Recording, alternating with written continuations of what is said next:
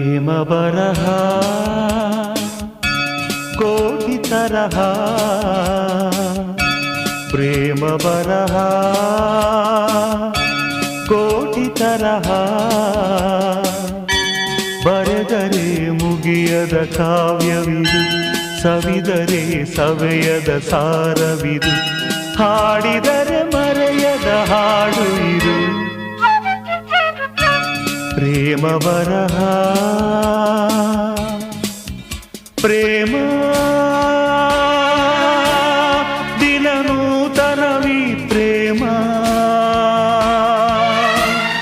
ಪ್ರತಿ ಜನುಮದಲು ಪ್ರತಿ ನಿಮಿಷದಲು ಜೊತೆ ಇರುವುದೇ ಪ್ರೇಮ, ದಿನ ನಗುವುದೇ ಪ್ರೇಮ.